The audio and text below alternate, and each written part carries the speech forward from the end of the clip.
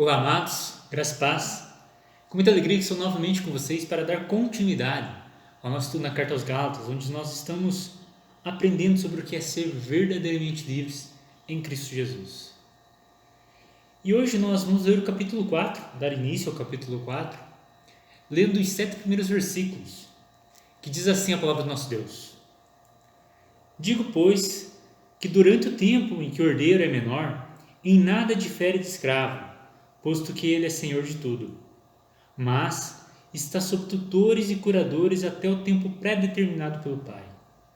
Assim também nós, quando éramos menores, estávamos servilmente sujeitos aos rudimentos do mundo.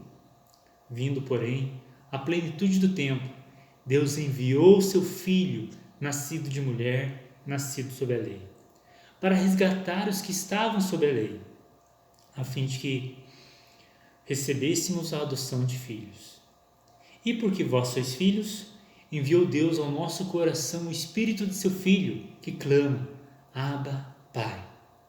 De sorte que já não és escravo, porém filho, e sendo filho, também herdeiro por Deus. Nós já temos visto que a lei ela funciona como um tutor que nos mostra a necessidade que temos de Cristo Jesus. É isso que nós vimos no nosso último estudo, que nós estávamos debaixo da tutela da lei, e essa lei ela serve simplesmente para nos levar a Cristo Jesus. E aí aqui Paulo continua essa ideia, mostrando primeiramente a questão de uma criança menor que está debaixo da tutela de tutores e curadores, de pessoas responsáveis pela criação dela. E Paulo mostra que a criança que está debaixo desses tutores em nada difere de um escravo, até Paulo usa essa expressão, apesar dele ser senhor de tudo, apesar dele ser dono de tudo, só que ele não pode usufruir aquilo que ele tem e também ele não pode desobedecer os seus tutores, os seus curadores, os seus orientadores, aqueles que estão sob ele. Aqueles que estão sobre ele. Aqueles que têm autoridade sobre ele. Até que chegue o tempo determinado pelo Pai. Até que ele chegue uma idade que o Pai determinou, onde ele realmente se torna senhor de tudo aquilo que ele tem. E aí Paulo fala que nós éramos como essas crianças, como esses menores, estávamos debaixo da lei, mas não só da lei, dos rudimentos do mundo, Paulo coloca aqui, que inclui as regras da lei, mas as regras desse mundo caído também. E nós estávamos debaixo disso tudo. Nós vivíamos servindo a eles, a esses rudimentos desse mundo. Nós estávamos realmente aprisionados nisso. Tanto que Paulo, mais para frente, vai dizer que agora a gente já não é mais escravo, porque realmente é uma escravidão isso. Você estar debaixo dessas regras e também a questão do próprio pecado, né? Onde o próprio Senhor Jesus diz que todo aquele que comete pecado é escravo do pecado. Então nós éramos escravos do pecado. Nós estávamos debaixo do jugo dele, da escravidão dele. E esse jugo leva até o ser humano criar religiões, religiosidades para tentar se aproximar de Deus, mas essas religiões, religiosidades só acrescentam mais jugo sobre as pessoas, regra sobre regra, e enche as pessoas de regras que na grande maioria as pessoas não conseguem cumprir 100%. Isso gera mais escravidão, porque daí a consciência fica pesada. Então nós éramos como uma criança, com todas essas coisas nos dominando e controlando a nossa vida. Até que Versículo 4 diz assim: vindo, porém, a plenitude do tempo, ou seja, o tempo determinado por Deus, o tempo que Deus escolheu. E alguns teólogos até mostram que o tempo que Jesus veio era perfeito para a sua vinda, pela questão da paz romana que os romanos tinham instituído sobre as suas províncias, a língua grega, que era praticamente universal, o que facilitaria a evangelização. Mas, independente dessas questões, chegou o tempo em que Deus enviaria o seu Filho. E a ideia aqui, quando diz que Deus enviou o seu Filho, a palavra enviou, ela mostra que esse Filho já existia antes de vir. Jesus, ele sempre existiu. Ele sempre foi Deus. De eternidade a eternidade, ele é Deus. Ele não passou a existir quando nasceu, mas ele sempre existiu. Não é como nós, que nós somos gerados ali e naquele momento nós passamos a existir, na nossa concepção. Ali no ventre materno que a gente começa a existir. Jesus, ele sempre existiu. E aí o texto diz que ele nasceu sobre mulher. Ele é Deus, 100% Deus, perfeitamente Deus. Completamente Deus. Igual ao Pai em essência. E ele se tornou homem, se tornou humano. Ele nasceu de uma mulher para mostrar que realmente agora ele é homem. E aqui é importante nós entendermos uma coisa. Jesus, o Cristo de Deus, realmente precisava ser Deus para cumprir de maneira perfeita toda a lei, saciar toda a ira divina, a cumprir a justiça de Deus, a infinita necessidade da justiça de Deus ser cumprida. Somente Deus poderia cumprir. Por isso, Jesus, o Cristo de Deus, precisava ser Deus. Se fosse um anjo, um arcanjo, não cumpriria toda a lei. Se fosse um simples homem, tampouco. Ele morreria no máximo por ele mesmo. Mas sendo Deus, a sua morte abrange todos os eleitos de Deus. Tem poder para salvar todo aquele que se aproxima dele. Mas também necessitava que ele fosse homem, porque foi um homem que pecou. O homem que caiu. Por isso um homem precisava pagar pelo pecado. Por isso a necessidade de Jesus, do Cristo de Deus, ser Deus, homem. Perfeitamente Deus, perfeitamente homem. Ele não é metade Deus, metade homem, como alguns personagens da mitologia, por exemplo.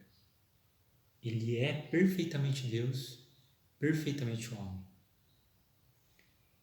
E por isso ele conseguiu cumprir toda a justiça de Deus, pagar por todos os nossos pecados. E ele nasceu sob a lei, diz aqui o texto. Ele, que é o legislador do universo, aquele que colocou todas as coisas no seu lugar, fez as regras de tudo que existe, agora ele nasce debaixo da lei para cumprir essa lei no nosso lugar. Algo que nós, por nós mesmos, jamais seríamos capazes de fazer. Mas ele veio ao mundo, nasceu de uma mulher, nasceu debaixo da lei para cumprir essa lei. E aí o versículo 5 nos mostra o propósito dessa vinda dele, para resgatar os que estavam sob a lei. Ele nasceu debaixo da lei, nasceu de uma mulher, se fez homem para resgatar a nós que estávamos debaixo da lei e que estávamos condenados por causa disso. que estavam sujeitos à condenação eterna por causa disso. Mas Jesus, o Deus Filho, se encarnou, se fez homem e cumpriu toda a lei de maneira perfeita em nosso lugar. E ainda nos deu um outro privilégio, a fim de que recebêssemos a adoção de filhos. Nós que éramos escravos do pecado. E digo mais, se você mentiu alguma vez na tua vida, você era filho do diabo. E está fora de Cristo Jesus, infelizmente ainda é. E Efésios 2 diz que nós éramos filhos da desobediência e filhos da ira, mas não filhos de Deus. Nós éramos sim criaturas de Deus.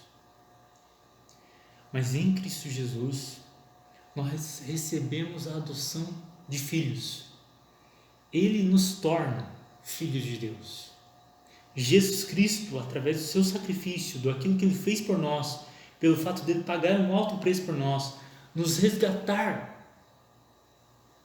das trevas e nos trazer para a sua maravilhosa luz, ainda nos concede o privilégio de sermos filhos de Deus.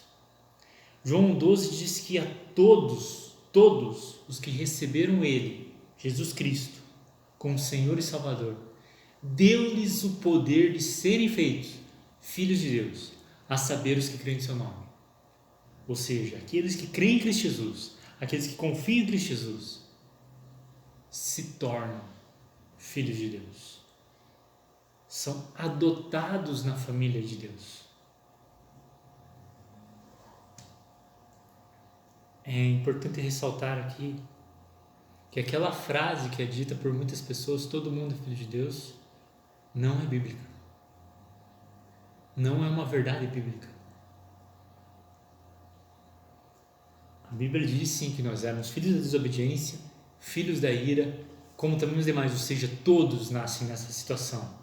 Filhos da desobediência, filhos da ira. Mas somente em Cristo Jesus, e somente os que creem em Cristo Jesus como o único Senhor e Salvador, são libertos da maldição da lei e passam a fazer parte da família de Deus. São adotados por Deus. Adotados. Não filhos naturais, mas eles são adotados por Deus. Nós recebemos a adoção de filhos. Nós nos tornamos filhos de Deus a partir do momento que cremos em Cristo Jesus. E aí o versículo 6 diz assim: e porque vós sois filhos, ou seja, porque nós cremos em Cristo Jesus, recebemos a adoção de filho, Deus Pai faz algo fascinante. Ele envia ao nosso coração o Espírito do seu Filho, que clama, Abba, Pai, que nos leva a ter comunhão, intimidade com o Pai, vida com o Pai. Agora, em Cristo Jesus, nós podemos chamar Deus de Pai. Sem Cristo Jesus, isso não é possível.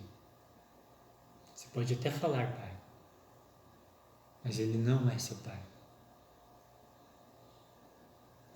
Agora, em Cristo Jesus, você que está em Cristo Jesus, o Deus Todo-Poderoso te adotou como filho e passou a ser seu Pai. E a ideia é que Abba é uma expressão aramaica para pai, e até traz junto Abba em aramaico e a palavra em grego, pai, Abba Pai, que está aqui. Mostrando que esse Abba é uma expressão comum na igreja, naquela época, demonstrando essa intimidade e essa adoção e esse fato de que agora fazem parte da família de Deus. Então note, no tempo perfeito, no tempo de Deus, Deus envia o seu Filho. Deus envia esse Filho ao mundo João 3,16 diz que Deus nos amou de tal maneira que entregou o seu único Filho para que todo que nele crê não pereça, mas tenha vida eterna. Então ele envia seu Filho ao mundo para nos resgatar da maldição da lei, para nos resgatar do castigo da lei, para nos dar vida e vida em abundância, para nos dar a vida eterna, mas além disso, para nos tornar seus filhos, para nos fazer filhos dele, para nos adotar como filhos. Veja que fascinante isso. Nós que éramos escravos, inimigos por natureza, diz a palavra de Deus. Nós éramos inimigos de Deus por causa do pecado, por causa da nossa natureza caída. Agora somos adotados, somos feitos filhos de Deus. E aí o versículo 7 diz assim: de sorte que já não és escravo. Nós não somos mais escravos do pecado, da religiosidade, desse mundo caído, porém filho. Agora nós que estamos em Cristo Jesus não somos mais escravos, mas filhos. E é interessante que Paulo ele dá uma intercalada aqui na questão da pessoa. Ele usa a primeira pessoa, depois usa a segunda pessoa, e sempre que ele vai falar dessa adoção, ele sempre usa a primeira pessoa, nós. Mas ele também mostra: ó, vós eram escravos, agora sois filho. Para que cada um de nós, ao lermos isso, olhemos para a nossa vida, para a nossa fé em Cristo Jesus e descansemos no fato que agora não somos mais escravos, nós somos livres em Cristo Jesus e nos tornamos filhos de Deus. E aí ele encerra com algo fascinante, fantástico demais. Porque veja,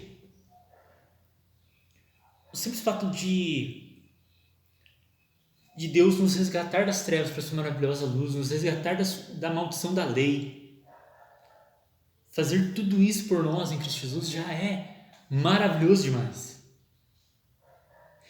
E se não bastasse isso, ele nos faz filhos dele. Ele nos torna filhos. Ele nos adota como seus filhos. E se não bastasse isso, agora sendo filho, nós também somos herdeiros por Deus. Nós somos herdeiros, ou como diz Paulo em uma outra carta, em Romanos, cordeiros com Cristo. Veja, nós que merecíamos a ira de Deus. Não só merecíamos, ainda merecemos a ira do Deus Todo-Poderoso sobre nós. Nós que somos pobres e miseráveis pecadores e éramos por natureza inimigos de Deus.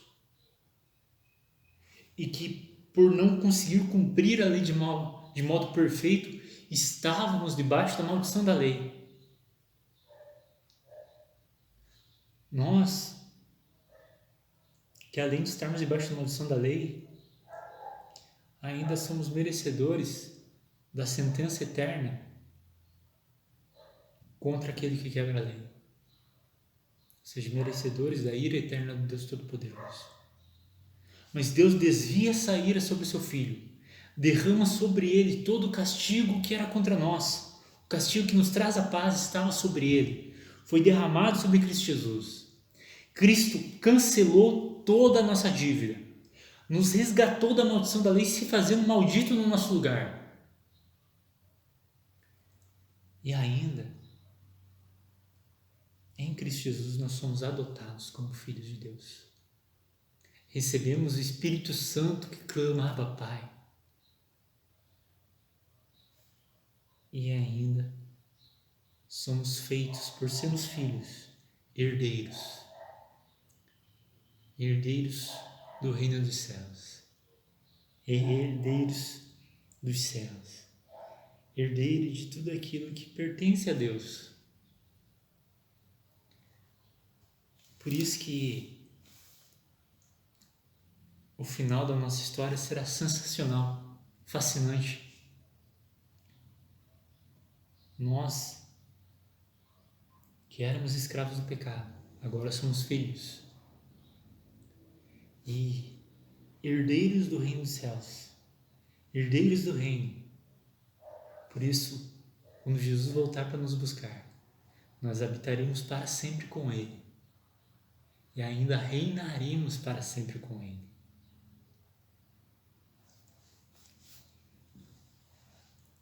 É isso que Deus fez por nós em Cristo Jesus. Ele nos liberta da maldição da lei, nos liberta dos rudimentos desse mundo caído, nos liberta da escravidão da religiosidade, nos torna verdadeiramente livres e de escravos, nos adota como filhos e como filhos nos tornamos herdeiros de Deus, herdeiros por Deus, herdeiros de tudo que pertence ao nosso Senhor. É fascinante demais isso, o que Cristo fez por nós, o que Deus fez por nós em Cristo Jesus. Por isso, creia em Cristo, confie em Cristo, descanse em Cristo. E eu quero orar por nós nesse momento. Vamos orar? Pai amado, nós te louvamos e te agradecemos pela tua palavra. E obrigado, Deus, porque apesar de que nós éramos pecadores, nós estávamos distantes do Senhor, perdidos, o Senhor nos resgatou. O Senhor nos resgatou da maldição da lei, fazendo o seu próprio Filho maldição no nosso lugar. Muito obrigado, Pai, porque nós que éramos escravos do pecado, escravos desse mundo caído, inimigos seus por natureza, em Cristo Jesus, o Senhor nos adotou como filhos, nos deu o Santo Espírito que habita em nosso coração, confirmando a adoção de filhos, e nos fez herdeiros do seu reino celestial. Muito obrigado por tudo isso, Pai. Obrigado por essa graça maravilhosa demonstrada em Cristo Jesus. Obrigado por tudo que o Senhor fez por nós em Cristo Jesus. E obrigado porque em Cristo Jesus nós somos verdadeiramente livres. É no nome dele, nosso Senhor e Salvador Jesus Cristo, que nós oramos, te louvamos e te agradecemos, Senhor. Amém. Que Deus abençoe vocês, amados. Se Deus quiser, semana que vem eu volto com vocês para dar continuidade ao nosso estudo na Carta aos Gálatas, onde nós vamos falar um pouquinho sobre a questão das religiosidades, que nós não devemos realmente nos apegar a elas, não precisamos delas.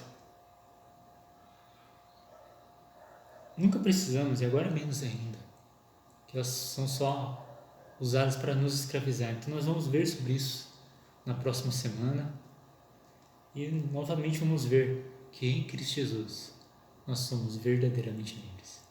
Então que Deus os abençoe e até a próxima semana, se Ele permitir.